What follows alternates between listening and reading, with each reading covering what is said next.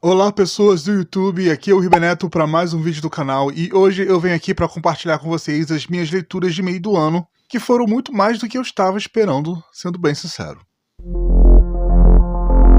Basicamente no vídeo de hoje eu vou conversar com vocês sobre as minhas últimas 15 leituras, que no total foram 16 livros, sim, eu falei certo, que abrange mais ou menos os meses de maio, junho e julho. O que me surpreendeu bastante, porque o mês de abril foi o mês em que eu não li nada. Eu literalmente não li nada por conta do trabalho, por conta da obra que teve aqui em casa. E aí, logo após, eu meio que tentei recuperar esse tempo perdido, né? Sem querer. Enfim, nós tivemos novos favoritos, tivemos novas decepções, está um vídeo bem recheado.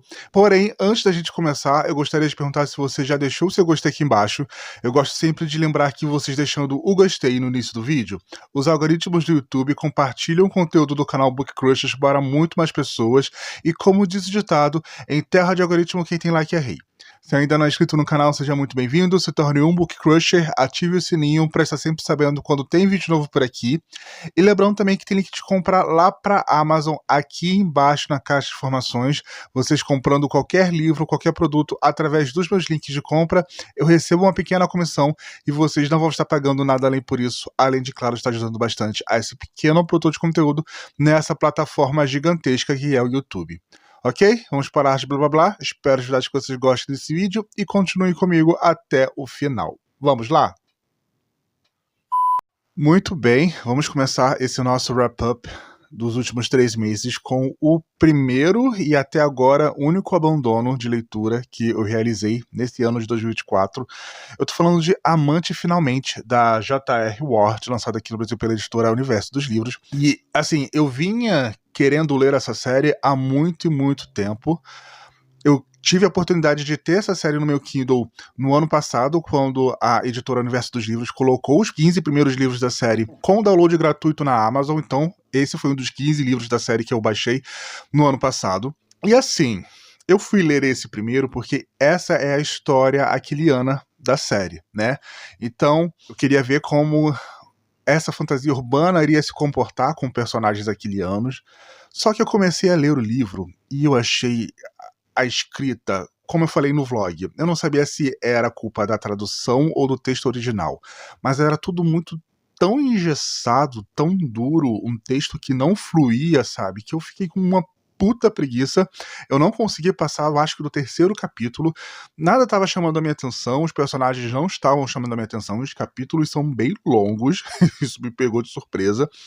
Então, assim, eu decidi realmente abandonar e deixar pra lá, e eu não vou continuar, né? Não vou pegar os outros livros da série. Eu sei que tem muitos fãs, mas por aqui, por Amante Finalmente, eu acho que essa série não é pra mim e vida que segue, né?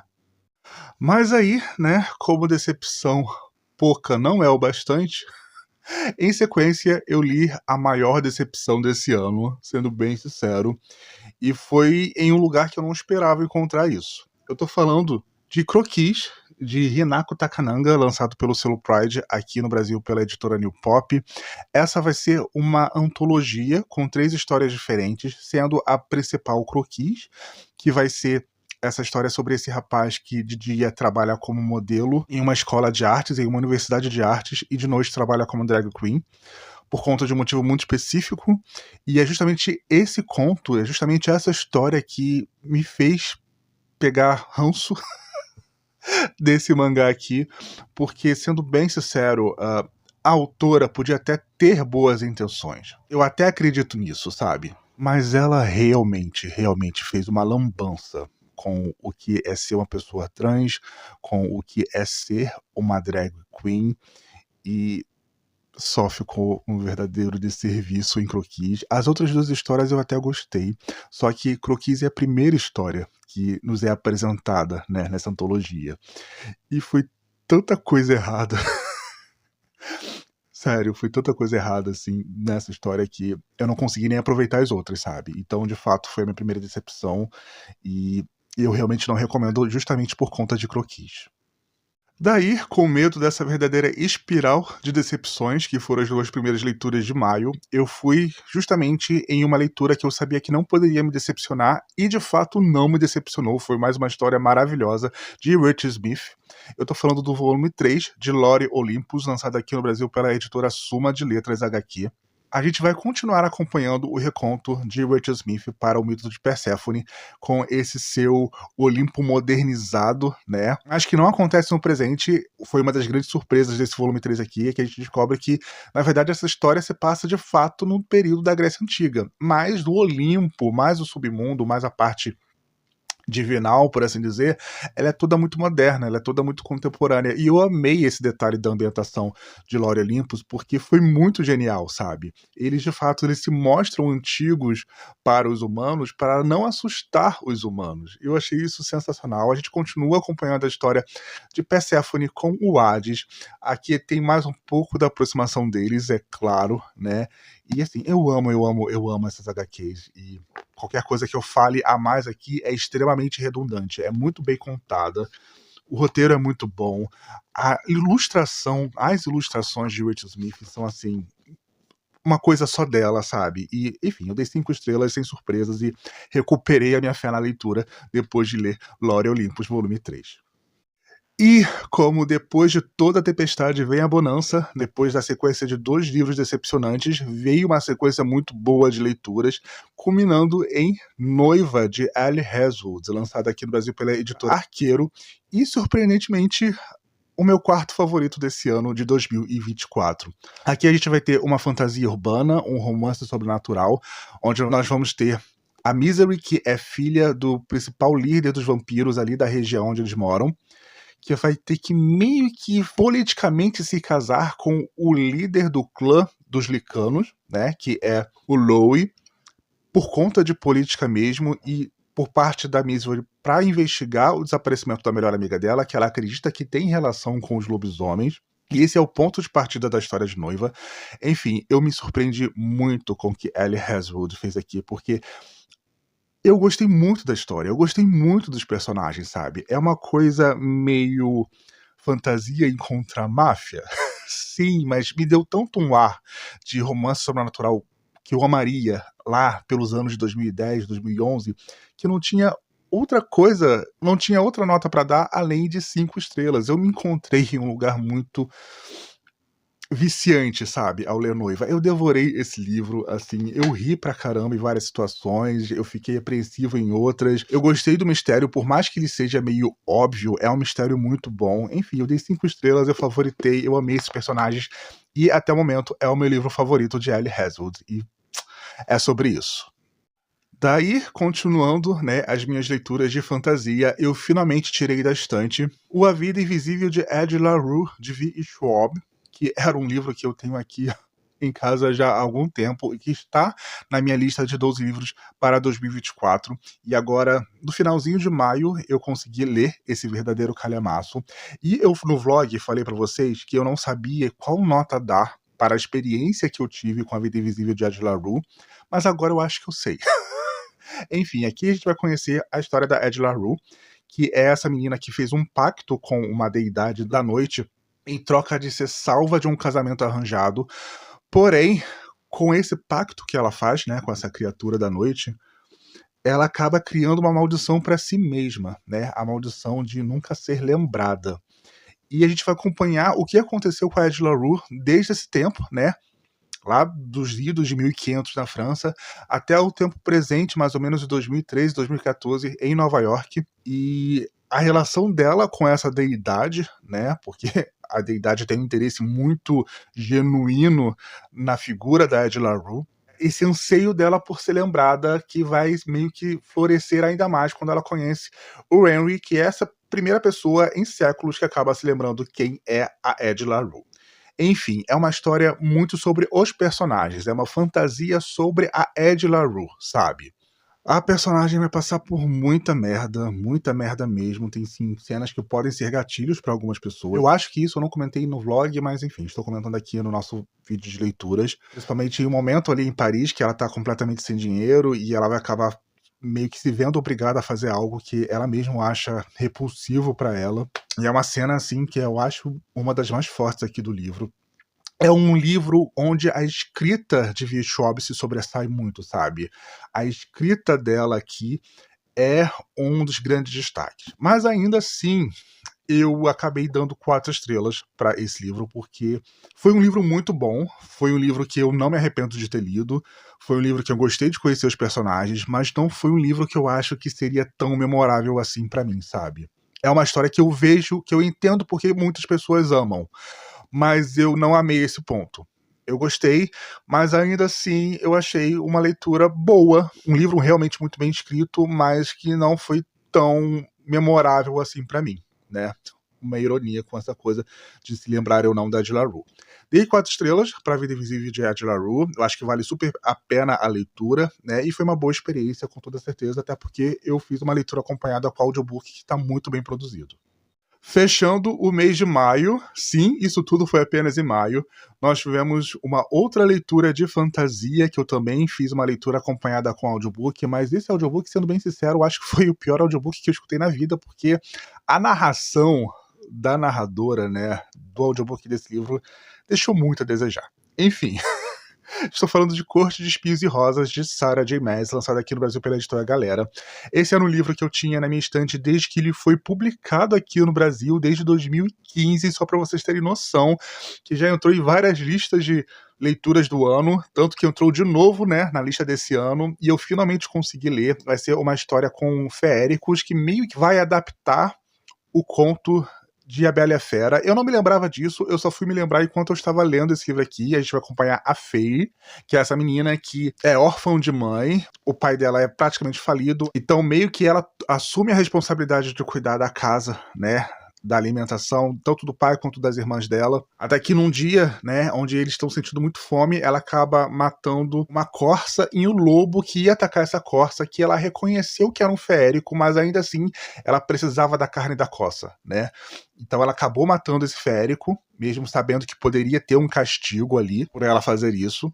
E esse assassinato dela é descoberto, né, pelo grão feérico, o Tunlin, que vai buscá-la, reclamar a vida dela em troca da vida de um dos servos dele, né, que era esse lobo. E a partir desse ponto que a história vai começar, né, a Fairy aprisionada no reino do Tunlin e descobrindo esse universo de feéricos e tal, e muitas coisas que estão acontecendo por ali, não só apenas no reino do Tunlin, mas no próprio reino feérico de Prythian. Enfim, eu fui ler esse livro preparado para odiar. Odiei? Não. Amei? Também não. Como eu comentei pra vocês durante o vlog, vai ter um momento de virada nessa história aqui, né, onde o reconto de A Bela e a Fera vai ser deixado pra trás e vai acontecer de fato a aventura, né, que Sarah J. Maas se propôs a escrever, com uma grande vilã e etc e tal, e várias reviravoltas e provas, e foi aí que o livro meio que me perdeu, sabe, porque enquanto eu estava na parte da releitura de A Bela e a Fera, eu tava gostando bastante, porque era um ambiente que eu nunca tinha imaginado para A Bela e a Fera em si.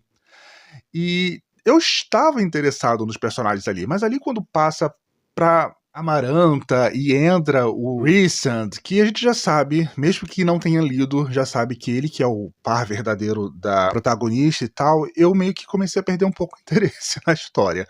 Vou continuar a série? Vou, até porque eu já tenho o segundo volume dessa série que eu recebi da editora também na época do lançamento, sabe? Então eu vou continuar, eu vou ler o Corte de Neve e Fúria. Dizem ser o melhor, mas eu acho que não vai ser tanto assim pra mim, porque eu realmente não amei o Rhysand, sendo bem sincero. Mas enfim, dei 4 estrelas também para a Corte de Espinhos e Rosas. Não achei o monstro todo que as pessoas falam que esse livro é. Não amei? Não, mas também não odiei. Então é sobre isso, né? É sobre ter a sua própria opinião. Passando para o mês de junho, eu peguei para ler um lançamento que era muito esperado por mim, que eu estava com muitas expectativas. Foi um livro que eu realmente gostei, mas que não alcançou todas as expectativas que eu tinha com relação a ele. Enfim, eu estou falando de Cruzeiro do Amor, do Vinícius Grossos, lançado aqui no Brasil pela editora Livros da Alice. Foi o lançamento de junho, que assim que eu comprei eu peguei para ler, porque é um livro fininho e tal, e o Vinícius Grossos me deixou com uma impressão muito boa quando eu li Uma Canção de Amor e Ódio no ano passado, que se tornou um dos meus favoritos do ano passado.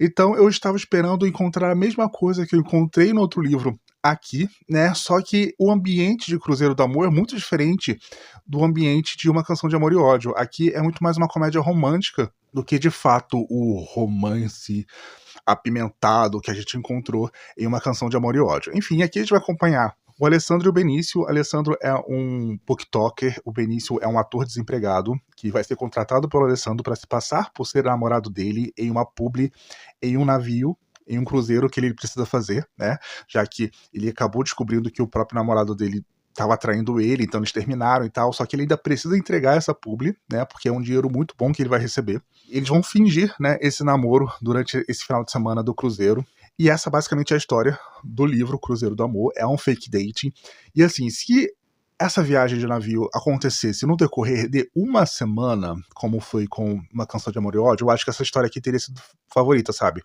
Porque eu de fato gostei do livro, eu gostei da narrativa, é uma história muito fluida, eu gostei dos dilemas dos personagens, só que eu achei que foi um pouco apressado, sabe? Tudo se passar em um final de semana foi um pouco apressado pra mim, foi um pouco inverossímil pra mim, porque se eles se conhecessem antes, né, dessa viagem, eu até entenderia tudo acontecer dentro desse final de semana, só que eles não se conheciam antes da viagem, então isso não foi tão convincente pra mim como leitor.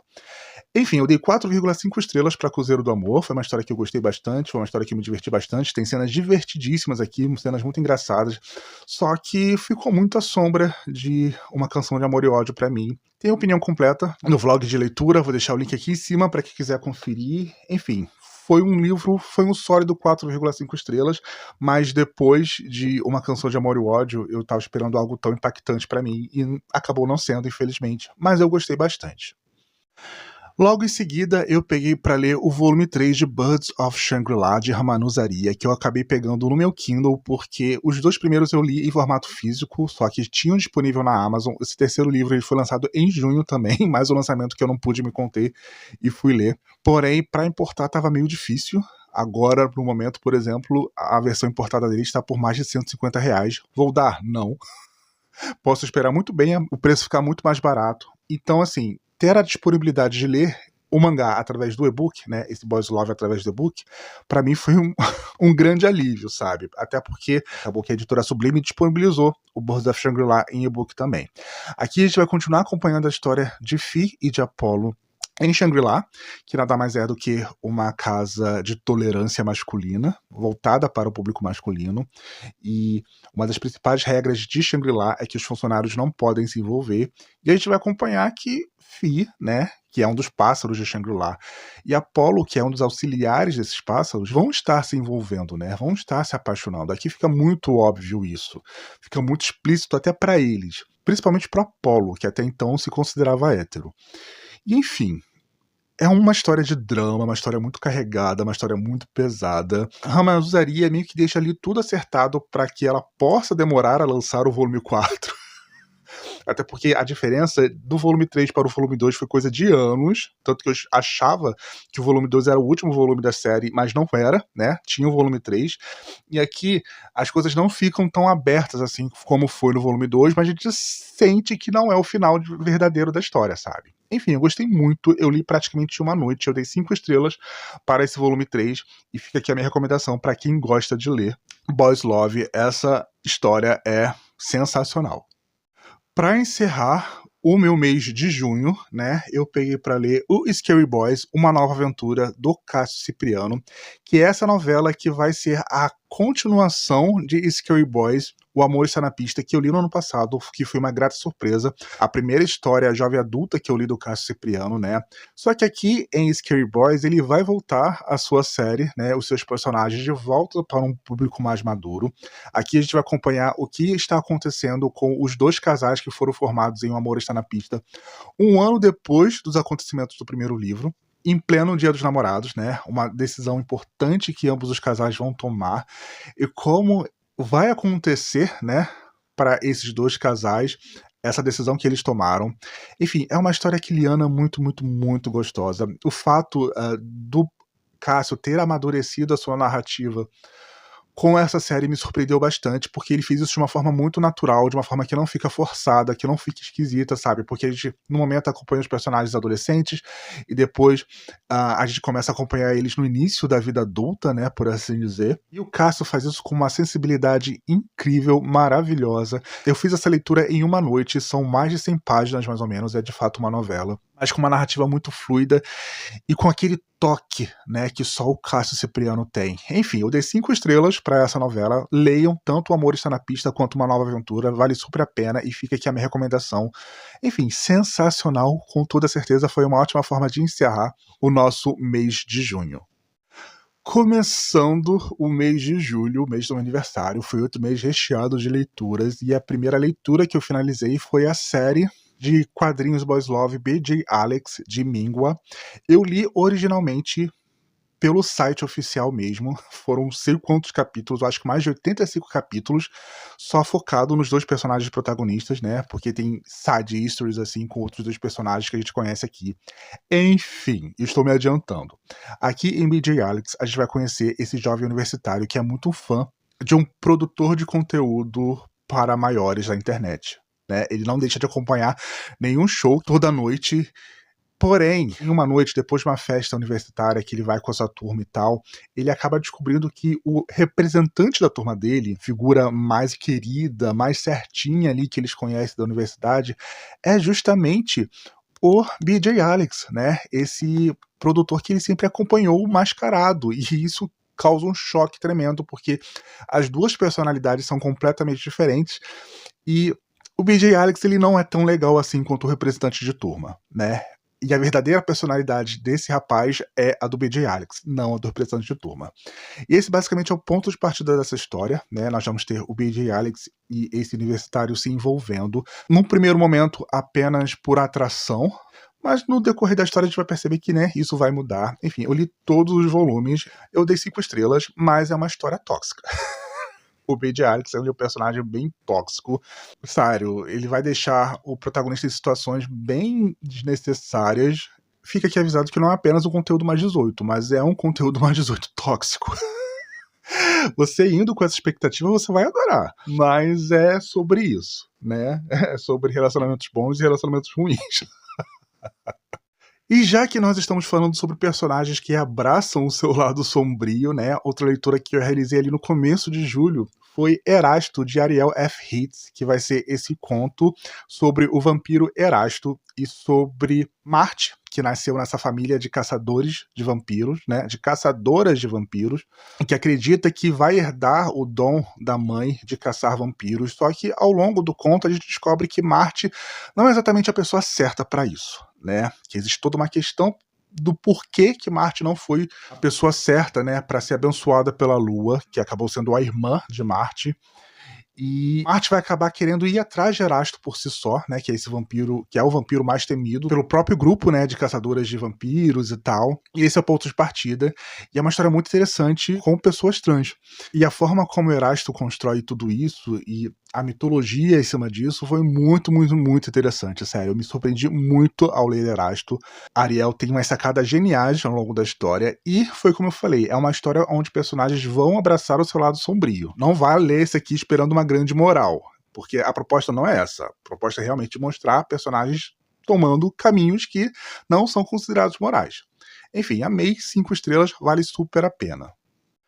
Em seguida, eu finalmente peguei para ler o volume 6 de Fence, né, o Redenção, que foi lançado no final do mês de junho aqui no Brasil pela editora Galera. Aqui a gente vai continuar acompanhando a jornada, né, do Nicholas, do Sage, do Harvard, do Aidan e de todos os outros garotos, né, da equipe de esgrima de King's Row, rumo à glória, né, rumo ao campeonato nacional. E depois de muitos, muitos, muitos anos, finalmente a gente acaba começando a ver migalhas de relacionamento, né? Tanto Nicholas e Sage quanto Aidan e Harvard, depois de míseros farelos que C.S. Pacat entregava pra gente esse tempo todo, né? Eu espero muito que a editora Galera traga logo o volume 7 aqui pro Brasil. O volume 7 está sendo lançado em capítulos nos Estados Unidos nesse momento, né? Se eu não me engano, foi lançado o primeiro capítulo do volume 7. Eu acho que faltam mais 3 para completar um volume. E eu quero muito que a editora traga logo o próximo capítulo, porque tudo que ficou engatilhado aqui no volume 6 me interessa muito, sabe? Tanto da posição do Harvard se descobrindo, do Aidan se vendo uma posição em que ele não está acostumado, e até mesmo, é claro, Nicholas e Sage com essa nova dinâmica do relacionamento dos dois, né? Enfim, amei, amei, amei, 5 estrelas, nada muito diferente dos outros volumes. Em seguida, eu li mais um volume de Lore Olympus, da Rachel Smith. No caso, agora a gente pega o volume 4, onde a gente vai descobrir mais sobre o passado, tanto do Hades quanto da Perséfone. Vamos ver que Hades e Hera tiveram uma história ali. Vamos ver também que a própria Perséfone e também o Ares, né, que é o pai do melhor amigo dela, o Eros, que, né, não acabou do jeito que o Ares queria. Enfim, é mais um passo para esse relacionamento do Hades com a Perséfone, com toda certeza. Aqui foi onde eu achei o traço de Rachel Smith mais bonito. Sério, a evolução do traço de Rachel Smith a cada volume é perceptível. Eu quero muito que a editora Suma traga logo o volume 5. Eu não sei quando eles vão trazer, até porque o volume 4 para chegar aqui no Brasil demorou bastante. Eu não quero que eles demorem tanto assim com o volume 5, que já foi publicado lá nos Estados Unidos. É um calhamaço que eu leio em uma noite. Sério, eu pego pra ler em uma noite de sábado e eu devoro todo o Lore Olympus. É gostoso desse jeito. É uma série que com certeza é um dos grandes destaques desse ano pra mim, né? Desse ano de 2024. Eu amei conhecer os personagens e esse reconto da mitologia grega através dos olhos da Rachel Smith. E, enfim, só leiam. Se você ainda não leu Lore Olympus, leia. O primeiro volume agora entra bastante em promoção. Aproveite para pegar porque super vale a pena acompanhar essa história. Voltando para o Kindle, eu li essa história de horror / mistério / slasher da Sophia Soter. Foi meu primeiro contato com a Sophia Soter. E eu peguei para ler essa história porque tinha disponível o audiobook dela na Audible. E a experiência foi maravilhosa. Eu tô falando de Festa Infernal, que foi publicado através do selo 3 Pontos, né? Lá na Amazon. E aqui a gente vai acompanhar esse mistério protagonizado por uma personagem que é lésbica, e é justamente essa saída do armário dela que vai causar todo o mistério acerca dessa festa que acaba muito mal, sabe? E a gente vai ver fragmentos de jornal, fragmentos de comentários nas redes sociais, permeando a narrativa junto com o narrador em terceira pessoa, né, no momento de prosa do livro. Eu gostei muito, muito, muito dessa novela. Daria tranquilamente para ser um romance maior, mas dentro de uma novela cabe muito bem, não fica nada fora do lugar. Eu gostei muito da última frase, eu acho que faz cabeças explodirem, né, porque a gente vai ter uma outra percepção sobre tudo aquilo que aconteceu, e é aquele livro com uma moral dúbia, sabe? Eu gostei muito disso, eu gostei muito, muito, muito disso. Eu dei 5 estrelas pra Festa Infernal, vale super a pena, e como eu falei, tem disponível o audiobook dele lá na Audible, então se você não tiver o e-book, você pode escutar essa história através do audiobook no plano básico da Audible. Outro e-book da 3 Pontos que eu fiz uma leitura acompanhada com audiobook que tem disponível lá na Audible foi o Demais Pra Mim, do Vitor Castrillo. Eu já tinha lido uma outra história do Vitor Castrillo antes, há alguns anos antes, e sério, gente, que novela deliciosa foi Demais Pra Mim. Eu amei esses personagens. Essa história aqui vai ser um reconto aquele ano para o filme Ela é Demais, que vai se passar aqui no Brasil. E eu amei conhecer o Luiz e o Guilherme. A história vai ser narrada pelo ponto de vista do Luiz, que é esse personagem mais introspectivo, faz faculdade de artes e que faz estágio em uma produtora voltada para o público LGBTQIA+. E o Guilherme, ele faz parte da Atlética de Comunicação, né? Ele faz parte do time de futebol da Atlética. Então são 2 personagens muito diferentes, mas vão acabar se conectando por conta de N questões ali, né? Que a gente vai descobrir mais pro final. Mas, sério, eu amei. O audiobook desse livro está sensacional. A narração, pelo ponto de vista do Luiz, é realmente incorporada pelo narrador, sabe? Ele realmente atua ali junto com a gente, com cada fala, com cada reação do Luiz, narrar a sua própria história. Enfim, tá sensacional. Dei 5 estrelas. Se você tiver o plano da Audible, escute, porque tem disponível no plano básico. Se você tiver o Kindle Limited, leia, porque está disponível no Kindle Limited também, pelo que eu vi. E, enfim, demais pra mim foi demais pra mim. Eu dei 5 estrelas. E, para fechar, nós tivemos a minha última leitura de julho. Eu tô falando de Rádio Silêncio, de Alice Oseman, mais uma história que está presente na minha lista de 12 livros para 2024 e que eu consegui ler. Palmas para mim. E não apenas isso, eu acho que das histórias em prosa de Alice Oseman que eu já li, Rádio Silêncio acabou se tornando a minha favorita. Aqui a gente vai acompanhar a história do Aled. Pra quem não conhece, Aled é um dos amigos de Nick e Charlie na série Heartstopper. Só que aqui, Nick e Charlie e todos os personagens de Heartstopper não têm muita importância. Aqui, quem vai protagonizar de fato a história vai ser a Frances, que é vizinha do Aled e que é muito fã desse podcast narrativo chamado Rádio Silêncio. Ela acompanha desde o princípio esse podcast, ela faz fanarts para esse podcast. E ela é uma pessoa que ela é muito retraída, ela é muito introvertida, mas mesmo sendo introvertida, ela tem a sua personalidade, sabe? Eu achei isso muito interessante, até porque a temática dessa história de Rádio Silêncio é justamente sobre personagens introvertidos. Tanto Frances quanto o Aled, que é o vizinho dela, também é uma pessoa muito introvertida. E é essa introversão deles que vai conectar os dois personagens, né? Além de uma história pregressa da Frances com a irmã gêmea do Aled, que fazem 2 anos mais ou menos que sumiu ali. Ela ia pra escola junto com a irmã do Aled, né, a Frances, e desde que aconteceu algo entre as duas, a menina sumiu, desapareceu e ninguém sabe pra onde foi. Vamos ter a aproximação de Frances e Aled como melhores amigos, não como um casal ou qualquer coisa do tipo, e o envolvimento da Frances com, de fato, o podcast de Rádio Silêncio, porque ela vai receber um e-mail do criador de Rádio Silêncio pedindo pra ela ilustrar oficialmente algumas histórias pra ele. E ela entra polvorosa e tal, e ela tendo que lidar de fato com o fato da possibilidade de ela poder mostrar mais de quem ela é, né, e da personagem que ela criou na escola de garota certinha, estudiosa e tal, que ela acha que é que todo mundo espera dela justamente por ela ser introvertida. Eu amei esse livro vai falar sobre a sexualidade pelo ponto de vista do Aled. Eu fiz todo um rant no último vlog sobre como Alice errou ao trocar o Aled pelo Isaac, que é o personagem Ace de Heartstopper, a série, e como o Isaac não chega nem a um dedinho de personalidade que o Aled tem, né? E como essa foi uma troca preguiçosa e que não favoreceu narrativamente ninguém. E enfim, sério, leiam esse livro. Ele, mesmo sendo um jovem adulto, ali mudando para o novo adulto, né, porque existe essa transição do ensino médio para o ensino superior no decorrer da narrativa, me surpreendeu bastante. Eu li em um dia, mesmo sendo um calhamaço, é uma história muito fluida e eu amei. Eu acho que toda a pretensão que Alice tinha ao contar Um Ano Solitário, ela de fato encontra aqui em Rádio Silêncio uma história que de fato vale essa pretensão, sabe? Enfim, não se tornou favorito apenas porque eu queria saber mais sobre Aled e um outro personagem. Não vou falar porque isso seria um spoiler. Eu queria ver mais esses dois personagens, mas a gente acaba vendo menos do que eu esperava. E eu queria ver mais deles. Mas enfim, é um livro 5 estrelas que vale super a pena ler.